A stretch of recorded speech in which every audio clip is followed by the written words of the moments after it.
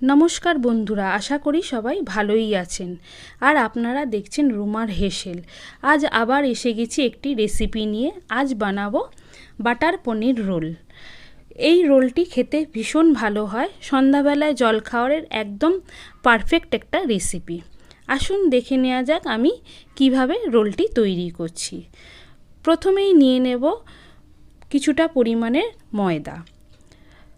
এরপর এর মধ্যে দিয়ে দেব স্বাদমতো নুন ও 1 চামচ চিনি। এরপর এর মধ্যে দেব 4-5 চামচ সাদা তেল। সমস্ত কিছু দিয়ে আমি শুকনোই একটু ভালো করে মেখে নেব। শুকনো মাখাটা ভালো করে হয়ে গেলে এর মধ্যে দিয়ে দেব একটুখানি বেকিং সোডা। বেকিং সোডা দেওয়ার পর আবার ভালো করে মেখে নেব। যাতে পরোটাটা একটু খাস্তা হয় আমি ওই জন্যই তেলটা একটু বেশি পরিমাণে দিয়েছি। এবার পরিমাণ মতন জল দিয়ে আমি ময়দাটা মেখে নেব।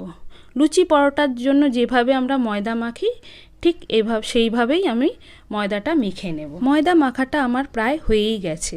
এবার এর মধ্যে দিয়ে দেব অল্প একটু তেল।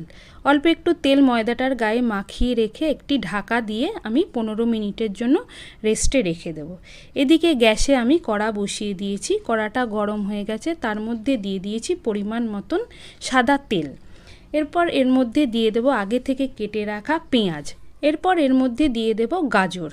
গাজরগুলো দেওয়া হয়ে গেলে তার মধ্যে দিয়ে দেব ক্যাপসিকাম। এই সবজিগুলো আমি সবই আগের থেকে কেটে রেখেছিলাম। একটু নাড়াচাড়া করা হয়ে গেলে এর মধ্যে দিয়ে দেব কাঁচা লঙ্কা কুচি। তারপর এর মধ্যে দিয়ে দেব স্বাদ মতন নুন। এবার একটু নাড়াচাড়া করে এর মধ্যে আগে থেকে আমি ছোট ছোট করে পনিরগুলোকে কেটে রেখেছিলাম, সেই পনিরগুলোও দিয়ে দেব। পনিরগুলো দিয়ে একটু ভালো করে নাড়াচাড়া করে এর মধ্যে দিয়ে দেব 1 চামচ চিলি ফ্লেক্স ও 1 চামচ অরিগ্যানো। সব কিছু দিয়ে আবার একটু নাড়াচাড়া করে নেব। খুব বেশি ভাজার দরকার নেই, কারণ এটা পনির স্যালাড তৈরি হয়েছে। রান্নাটা আমার হয়ে গেছে, এবার একটি পাত্রে ঢেলে নেব।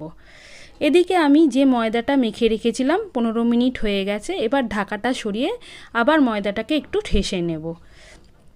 খুব ভালো করে ঠাসা হয়ে গেলে আমি একটু বড় বড় করে কয়েকটা লেচি কেটে নেব। এগরোলের জন্য একটু বড় বড় লেচি করলেই ভালো হয়, কারণ একটা খেলে যাতে পেটটা ভরে সেই অনুযায়ী আমি লেচিগুলো করে নিয়েছি। এবার ঠিক যেভাবে আমরা রুটি করি ঠিক সেইভাবেই আমি বড় বড় করে রুটি করে নিচ্ছি।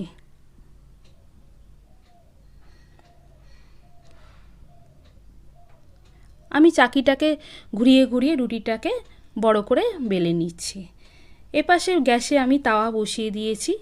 এবার রুটিটা তাওয়ার মধ্যে দিয়ে দিচ্ছি। ঠিক যেভাবে আমরা রুটি করি সেইভাবেই আমরা রুটিটা আগে করে নেব।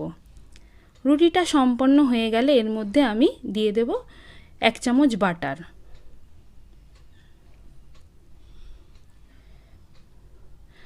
বাটার দিয়ে একটা পিঠ খুব ভালো করে নিয়ে তারপর আরেকটা পিঠের জন্য আবার 1 চামচ বাটার দিয়ে দেব।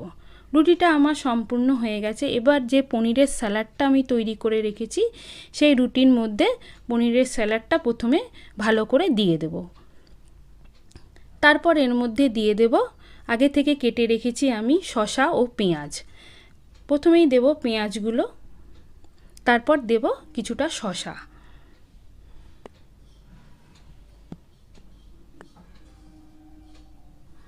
এরপর এর মধ্যে দেব সামান্য একটু বিট নুন। এরপর দেব একটু লেবুর রস। আমি এখানে একটু গোলমরিচের গুঁড়োও দিয়েছি, সেটা দেখাতে আমি ভুলে গেছি। এবার দেব টমেটো কেচাপ। তারপর দেব আমি মেয়োনিজ। মেয়োনিজটা একটু বেশি করে দেব, এটা খেতে বেশ ভালোই লাগে। সমস্ত কিছু দিয়ে আমি রুটিটাকে একটি রোলের মতন করে নেব।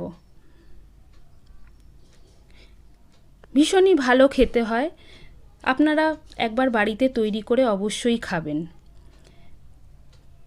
ঠিক এইভাবেই আমি সমস্ত রোলগুলো করে নেব।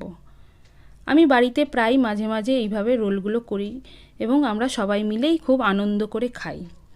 এইভাবে আমি সমস্ত রোলগুলো করে নেব। রেসিপিটি যদি আপনাদের ভালো লেগে থাকে অবশ্যই লাইক, কমেন্ট ও সাবস্ক্রাইব করবেন। বাড়িতে অবশ্যই একদিন করে খাবেন।